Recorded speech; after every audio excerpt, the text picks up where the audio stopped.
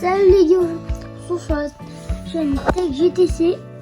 Aujourd'hui, je vais faire un comparatif entre la Switch et la 3DS. Et pour moi, la 3DS reste un bon investissement en 2023. Au niveau du design, ça a un peu rien à voir. Ça a complètement changé. C'est pas du tout comparable sur ce point. En gros, sur la Switch, vous avez un grand écran. Sur la 3DS, vous avez des petits écrans et elle est pliable. Et en fait, un peu petite et pas super bonne qualité des écrans. Puis vous avez quand même un grand écran d'assez bonne qualité, même si c'est pas une PS5.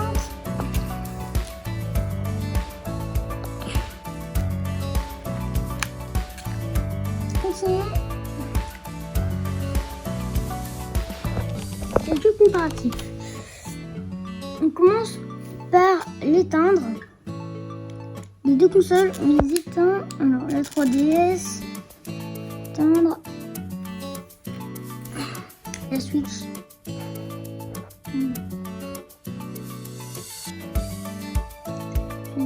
Éteindre.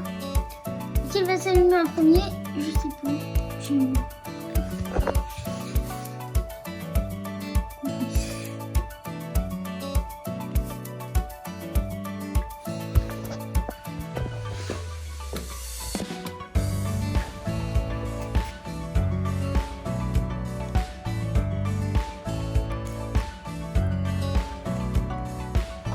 Il y a un petit décalage, la 3D s'allume légèrement. Ça fait un coup.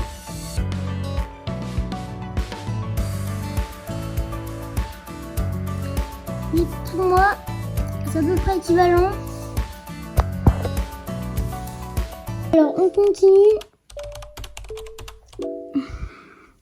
par les options, que nous propose chaque console par rapport à l'autre. Déjà, il y a un gros truc à prendre en compte sur 3DS pour donner un truc qui est un point à Switch, c'est que l'eShop est fermé. Donc vous ne pourrez plus télécharger le jeu, vous serez soit obligé de le jailbreaker, soit obligé d'acheter les jeux en physique. Sur Switch, évidemment, vous avez le Nintendo eShop. Ah, je peux vous faire entendre ce que c'est. Voilà. Une autre option pour la 3DS, c'est l'appareil photo. On ne retrouve pas sur Switch. Alors, c'est pas totalement handicapant, sachant que c'est pas exactement les mêmes consoles. Mais c'est quand même sympa de l'avoir sur 3DS.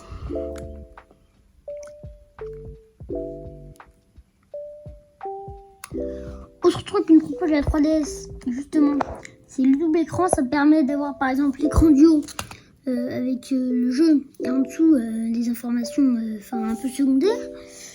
Sur la Switch, bon bah ça sur l'écran, mais il est beaucoup plus grand, donc tu peux afficher quand même plus d'informations. Ça commence bien équilibré. Après, on va se balader un peu dans les menus, dans les paramètres de console. Bon, ça a un peu rien à voir, sans que les paramètres de la 3DS sont vraiment très longs à s'ouvrir. Des choses à prendre en compte quand même si c'est quand même pas pour ça que moi je choisis une console. Ils sont très longs du. Je sais pas si c'est un truc. Voilà. Paramètres. Sur la Switch, ça se joue au stick. Sur 3DS, c'est avec le stylet et les boutons pas tout le temps. C'est pas mal le stylet quand même. Donc le Switch est obligatoirement bouton et un peu tactile. Autre menu.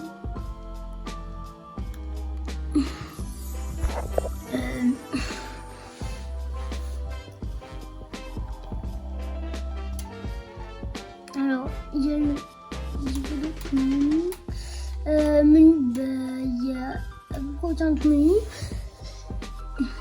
Il me propose les deux consoles sur 3DS. Après, bon, enfin, ce que c'est, studio son, si je sais pas ce que c'est, tout ça.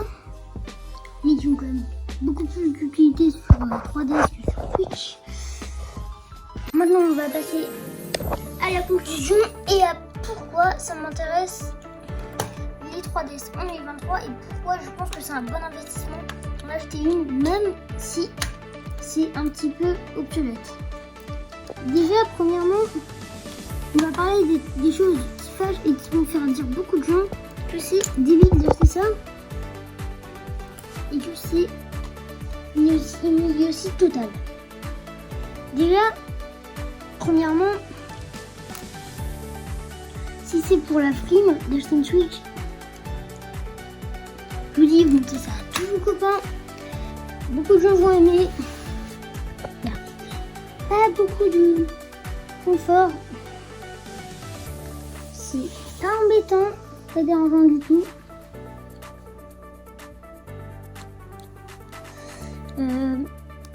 Une autre raison qui vient me sauter aux yeux, l'AMC. Et moi je me suis dit, t'es fait Switch, j'en ai rien à foutre plus à l'école, ni rien, personne ne va me demander. Moi je dis, des Switch. Regardez, c'est des embrouilles, tout ça, il y a plein de moyens d'avoir des exclusivités Switch. Et beaucoup de jeux de la 3DS sont mieux que des exclusivités Switch. Parce que des exclusivités Switch, que c'est mieux. Il y a quand même des très bons jeux sur 3DS. Sinon, pour la conclusion, la Nintendo 3DS, ça va bien en 2023, mais beaucoup de critères quand même sont pas au point par rapport à la Switch. Mais si vous voulez être un peu original, elle peut être pas mal. Salut les gars, ciao.